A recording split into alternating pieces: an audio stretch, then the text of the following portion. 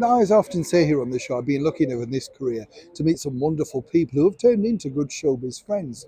None other than this legendary actor, who, can you believe it, girls and boys, is going to be 90 this coming year. Doesn't like being reminded of that. Still as sprightly as ever, though, Sir Michael Caine. And with the death, of course, of the recent composer extraordinaire Burt Bacharach, it got me thinking about our conversations. So naturally, you reach out and remember things, don't you? Now, if you recall, Burt and Hal David wrote the brilliant theme tune to one of Sir Michael Caine's biggest hits, Alfie. That's right. So I asked Michael what his memories were of that song and that time. And I never realised until this that actually the opening line of Alfie, "What's it all about?" is one of the lines uttered by Michael in the film.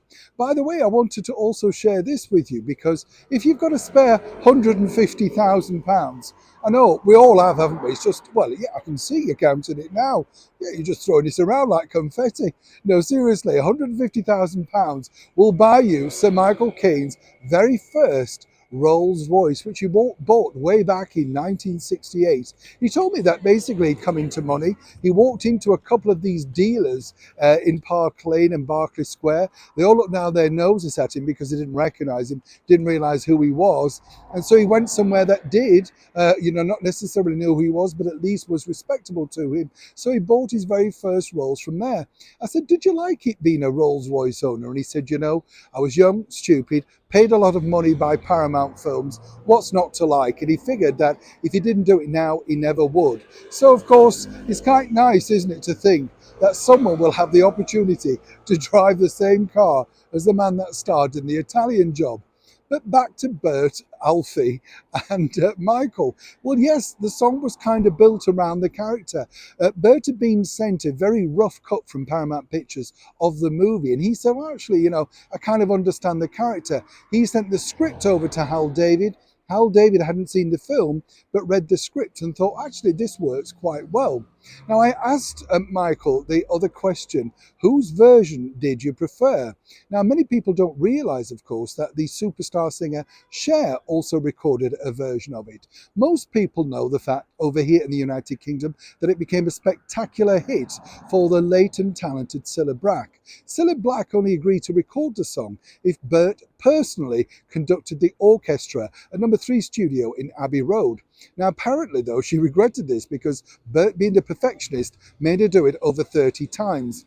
And according to Cilla, she said they spoke to the producer, the Beatles supremo, George Martin, and he said, "Is it all right?" And Burt apparently said to George, "I'm just looking for something with that extra magic." Apparently, George said, "I thought we had that on take 2. Nonetheless, they ploughed on.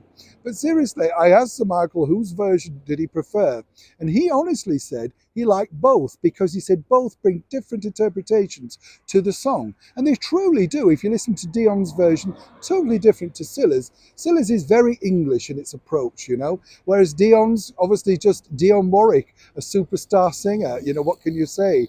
Everybody has a favourite. But I did say to Sir Michael, what did you think to it in the end? And he honestly said, "I couldn't believe I was living the dream. Here I was, starring in a big major motion picture, had a bit of success already, but it was just getting bigger and bigger. And suddenly I have a theme song attached to my movie by the king of cool himself, Burt Bacharach. Did it really get any better than that?" Well, according to Michael, it could have possibly, with working with the others, a sort of icon of the screen, playwright and all many things, Sir Noel Coward in The Italian Job.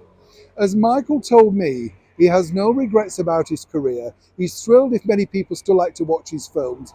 And no, he doesn't mind people quoting that line, "Not a lot of people know that."